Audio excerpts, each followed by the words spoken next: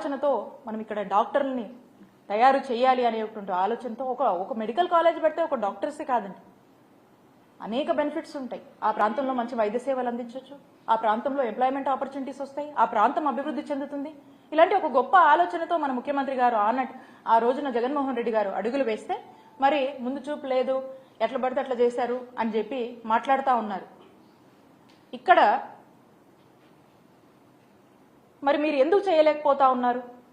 మీ priority ఏంటి? మీ priority ఇది కాదా?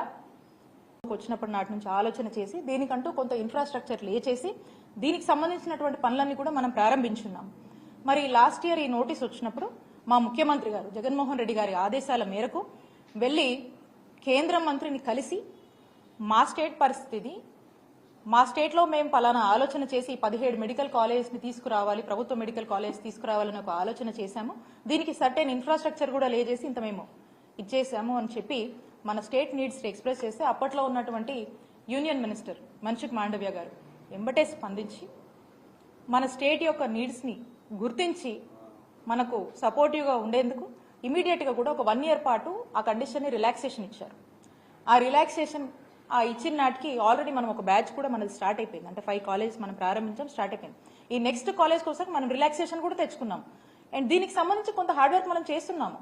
సో కాబట్టి ఇంకా ఎందుకు ముందుకు వెళ్ళట్లేదు? ఎక్కడ డిలే ఉంది? ఎక్కడ ప్రాబ్లం వచ్చింది? దాన్ని ఇమీడియట్గా కంప్లీట్ చేయాల్సినటువంటి బాధ్యత మీ మీద ఉందని గుర్తు చేస్తున్నాం.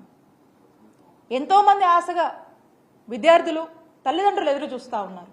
సో కాబట్టి వాళ్ళందరికీ కూడా ఈరోజు మనం సమాధానం ఇవ్వాల్సినటువంటి బాధ్యత ప్రభుత్వంగా మీ మీద ఉందని చెప్పి గుర్తు చేస్తూ మీ అందరినీ కూడా మేము ఒకటే, ఈ ప్రభుత్వాన్ని ఒక సరైన స్పష్టత ఈ మెడికల్ కాలేజ్ మీద ఇవ్వమని మేము రిక్వెస్ట్ చేస్తూ ఉన్నాం.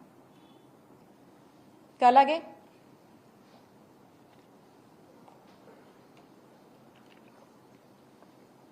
ఈ రాష్ట్రంలో రూరల్ ఏరియాస్ అన్నిట్లో, రిమోట్ ఏరియాస్, ట్రైబల్ ఏరియాస్లో, మారుమూల ప్రాంతంలో అన్ని చోట్ల కూడా ఒక మెరుగైన వైద్య సేవలు మరి వారి యొక్క డోర్ స్టెప్స్ దగ్గర ఇవ్వాలి, ఆ గ్రామాల్లోనే ఇవ్వాలి అనేటువంటి ఒక గొప్ప ఆలోచన చేసి జగన్మోహన్ రెడ్డి గారు ఒక నావల్ ఇనిషియేటివ్స్కి మరి శ్రీకారం చుట్టి ఫ్యామిలీ డాక్టర్ ప్రోగ్రామ్ని ఇంట్రడ్యూస్ చేసినటువంటి పరిస్థితి. ఎంత గొప్పగా ఈ పథకము ఒక గొప్ప రిజల్ట్స్ని ఇచ్చింది, ఎంత చక్కగా కూడా ఈ రోజున గవర్నమెంట్ డాక్టరు ఆ గ్రామంలో ఉండి వైద్య సేవలు అందించడము, గవర్నమెంట్ డాక్టర్ ఈరోజు లేవలేనటువంటి పరిస్థితిలో ఉన్నటువంటి పేషెంట్స్ దగ్గరికి వెళ్ళి వైద్య సేవలు ఇచ్చేటువంటి ఒక గొప్ప కార్యక్రమం ఉచితంగా. మరి ఇలాంటి ఒక గొప్ప కార్యక్రమాన్ని మేము అధికారంలో ఉండగా తీసుకొచ్చాము. ఇది ఒక ప్రివెంటివ్ కేర్ మాదిరిగా, prevention is better than cure, అంటే ఒక ఫస్ట్ ఎయిడ్ మాదిరిగా ఏదన్నా ఒక ఇష్యూ వస్తే ఆ గ్రామంలో అక్కడే మనకు పరిష్కారం దొరికేటువంటి ఒక గొప్ప కార్యక్రమంగానే మనం చూడొచ్చు. అంటే ఏదున్నా కూడా మన గ్రామంలోనే మనకు వైద్య సేవలు అందుతాయి, అవసరమైతే మనకి ఇంటికే వచ్చి డాక్టర్ చూసేటువంటి ఒక ఆలోచన చాలా గొప్పగా దీన్ని మేము ఇంప్లిమెంట్ చేశాం. ఇది ఎంతో మంది రాష్ట్ర ప్రజలకు మంచి వైద్య సేవలు అందించడంతో పాటు ఎంతో మంది ఆరోగ్యాన్ని కూడా కాపాడినటువంటి పరిస్థితి. మరి ఇలాంటి ఒక గొప్ప ఫ్యామిలీ డాక్టర్ లాంటి ప్రోగ్రామ్ మీద మీ స్టాండ్ ఏంటి? అసలు ఇది కంటిన్యూ అవుద్దా? దీని మీద మీ ఆలోచన ఏంటి అనేది ఈ ప్రభుత్వాన్ని నేను స్పష్టత ఇవ్వవలసిందిగా రిక్వెస్ట్ చేస్తా ఉన్నాను. అలాగే ఆరోగ్య సురక్ష అనేటువంటి ఒక కార్యక్రమం, ఈ ఆరోగ్య సురక్ష అనే కార్యక్రమంలో ఇందాక మనం మాట్లాడుకున్నట్టు ఫ్యామిలీ డాక్టర్ ప్రోగ్రాంలో డాక్టర్స్ వెళ్ళి గ్రామాలను చూస్తారు, ఓపీస్ కండక్ట్ చేస్తారు, అలాగే అక్కడే ఉచిత వైద్య సేవలు అందించడం, టెస్టులు చేయడం, ఇంకేదైనా ఉంటే రిఫరల్ ఏమైనా అవసరమైతే చెప్తారు. సో ఇక్కడ సూపర్ స్పెషాలిటీ వైద్య సేవల్ని ఈరోజు ఆరోగ్య సురక్ష కార్యక్రమంలో ఆ గ్రామంలోనే అందించినటువంటి పరిస్థితి. మరి ఈ సూపర్ స్పెషాలిటీ వైద్య సేవల్ని మనం అక్కడ అందిస్తే అక్కడి నుంచి అవసరమైతే మళ్ళీ రిఫరల్ కూడా మరి రికమెండ్ చేసేటువంటి పరిస్థితి. దాన్ని మళ్ళా ఈ కార్యక్రమాన్ని ఫ్యామిలీ డాక్టర్తో అనుసంధానం చేసి ప్రజలకు ఎక్కడ కూడా ఇబ్బంది లేకుండా చక్కటి వైద్య సేవలు, వారి యొక్క ఆరోగ్యం పట్ల బాధ్యతని మీకు ఈ కార్యక్రమాల ద్వారా మీకు అర్థమవుతా ఉంది. ఇది మనం చేశాం. మరి ఈ కార్యక్రమం మీద మీ స్టాండ్ ఏంటి? ఇది కంటిన్యూ చేస్తారా లేకపోతే ఏంటి అనే దాని మీద కూడా ఈ ప్రభుత్వం స్పష్టత ఇవ్వవలసిందిగా నేను రిక్వెస్ట్ చేస్తా ఉన్నాను. అలాగే ఇవన్నిటితో పాటు ప్రివెంటివ్ కేర్, క్యూరేటివ్ కేర్ దీన్ని స్ట్రెంగ్తెన్ చేస్తూ ఒక మంచి ఇన్ఫ్రాస్ట్రక్చర్ అనేది మనం ఏర్పాటు చేయాలి. ఉన్నటువంటి హాస్పిటల్స్ని రివ్యాంప్ చేస్తూ, నాడు నేడు అని చెప్పేసి ఉన్నటువంటి హాస్పిటల్స్ని రివ్యాంప్ చేస్తూ, కొత్త హాస్పిటల్ని తీసుకొస్తూ, అవసరమైన డెవలప్మెంట్స్ చేస్తూ, క్షేత్రస్థాయి నుంచి మనం చూసుకున్నట్టయితే వీటి ఎక్కడైనా అర్బన్ ఏరియాస్లో కావచ్చు, రూరల్ ఏరియాస్లో కావచ్చు, డిస్టిక్ లెవెల్ కావచ్చు,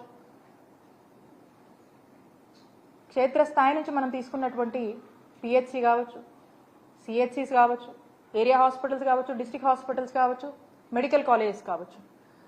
సో టోటల్గా ఇవన్నీ కూడా నాడు నేడులో భాగంగా 17,000 కోట్లతో నాడు నేడు ఖర్చు చేస్తూ ఇవన్నీ కూడా మనం డెవలప్ చేస్తున్నటువంటి పరిస్థితి. మరి ఈ నాడు నేడు మీద మీ స్టాండ్ ఏంటి? ఈ నాడు నేడులో భాగంగా మీరు డెవలప్ చేస్తారా లేకపోతే అప్పులు, బాకీలు, బకాయిలు అని చెప్పి సాకుతో దీని నుంచి కూడా మీ బాధ్యత నుంచి ఏమైనా వైదొలిగిపోతారు? సో మీ ప్రయారిటీస్ ఏంటి, మీ యాక్షన్ ప్లాన్ ఏంటి, ఇవన్నీ కంటిన్యూ అవుతాయా లేదా అనేటువంటి ఒక స్పష్టతని, మీ స్టాండ్ ఏంటి అనే దాని మీద నేను కూటమి ప్రభుత్వంలో ఉన్నటువంటి ముఖ్యమంత్రి చంద్రబాబు నాయుడు గారిని అలాగే ఈ మంత్రి గారిని కూడా సమాధానం చెప్పవలసిందిగా, ప్రజలకు స్పష్టత ఇవ్వవలసిందిగా నేను కోరుతా ఉన్నాను. మేము ఒక్కటే చెప్తా ఉన్నాను, ఈ కార్యక్రమాలన్నీ మా నాయకుడు జగన్మోహన్ రెడ్డి గారి నాయకత్వంలోని మా ప్రభుత్వంలో మేము మా సాయశక్తుల బెస్ట్ ఆఫ్ అవర్ ఎబిలిటీ అనేక సార్లు రివ్యూ చేసుకొని, అనేక సార్లు ఇంకేం చేయాలి, ఇంకేం చేస్తే బాగుంటుంది అని చెప్పేసి అనేక రివ్యూలు కండక్ట్ చేసుకొని 1-2 సార్లు ఏదైనా ఒక స్కీమ్ ఇంప్లిమెంటేషన్కి వెళ్తుందంటే 1-2 సార్లు చెక్ చేసుకొని దాని ఇమీడియట్గా ఏదైనా లూప్స్ ఉన్నా, ఏదైనా ఫ్లాస్ వచ్చినా కూడా వాటిని రెక్టిఫై చేస్తూ, దానికి ఎంత బడ్జెట్ అవసరమైనా కూడా ఏమైనా సరే ఎక్కడ కూడా వెనకాడకుండా, ప్రజలకు ఎక్కడంటి అసౌకర్యం కానీ ఇబ్బంది కలగకుండా మేము ఎంత కష్టమైనా కూడా ముందుకు వెళ్ళి ఇవన్నీ కూడా ఇంప్లిమెంట్ చేశాము. ఇదంతా కూడా ఒక రికరింగ్ సైకిల్, ఇదంతా కూడా ఒక రికరింగ్ ప్రాసెస్.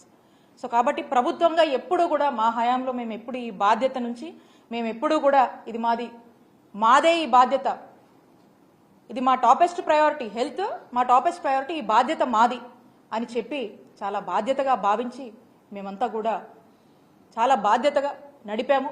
మీరు కూడా ఇంకా ఈ